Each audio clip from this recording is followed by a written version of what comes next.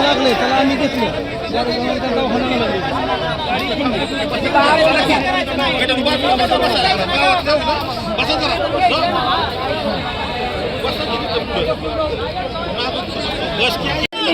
सगळी शांत बसणार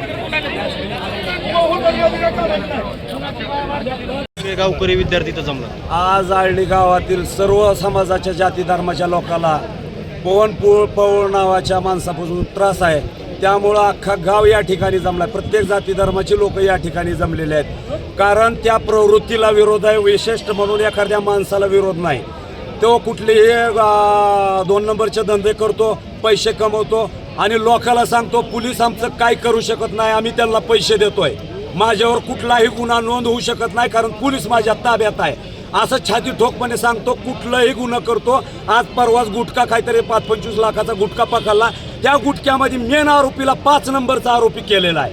ह्याला खत पाणी कोण घालतंय? माझा प्रशासनाला जाब आहे, या विषयाला खत पाणी कोण घालतं? आदरणीय देवेंद्र फडणवीस साहेबाला माझी कळकळीची विनंती आहे, साहेब चुकीच्या प्रवृत्तीला उस्मानाबाद जिल्ह्यामध्ये खत पाणी घातलं जात आहे गृह विभागाकडून।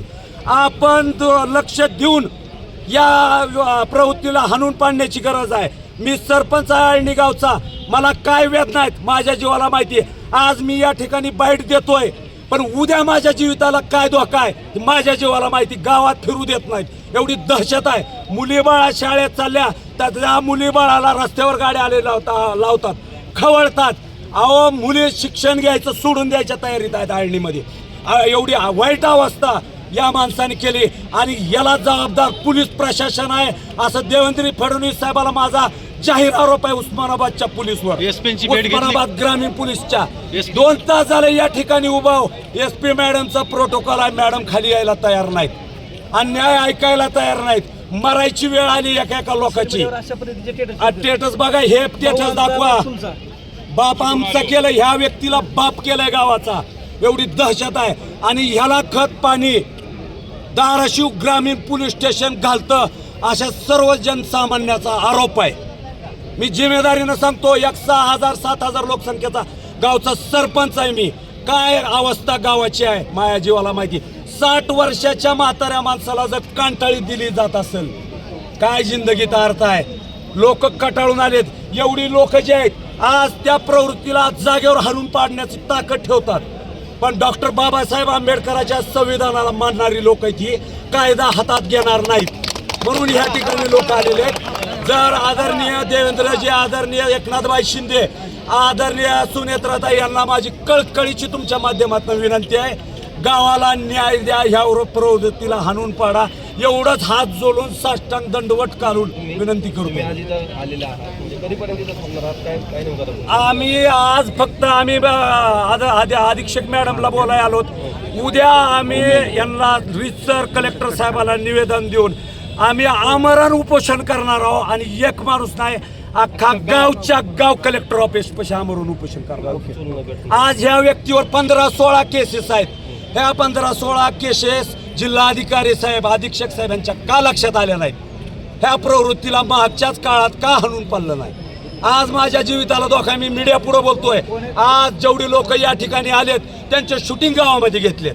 कोण आहे नेमकं? काय अवस्था? पवन जीवन पौळ हा व्यक्ती आहे, आणि त्याचा मावना गणेश कांबळे। काय दहशत, मुली बाळाला धक्के देतात, नाही तिथं हात लावतात. काय भयंकर आहे. ह्या माणसाच्या ह्या प्रवृत्तीला हाणून पाडण्याची वेळ आहे. तुम्ही माझं कट करू नका. आदरणीय मुख्यमंत्र्याला तुमच्या तुमच्या वतीनं निवेदन आहे. देवेंद्रजी साहेब, धाराशिव जिल्ह्यामध्ये दहशतवाद फोफावतोय.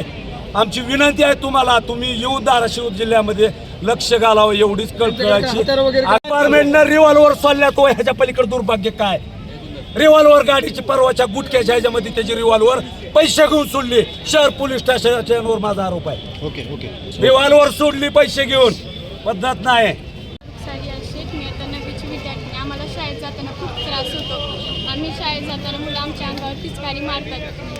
आम्ही शाळेत जाताना मुलं आमचा पिछा करतात आणि शिट्या देखील मारतात. आम्ही एकटा असलं तर आम्हाला गाडी थांबून काय पण विचारतात आणि मेसेज देखील पाठवतात. पोलीस- सांगितलं तुम्ही गावकऱ्याला शाळेला सांगितलं का हे सगळं? हो, सांगितले. मग काय होतं त्याच्यात?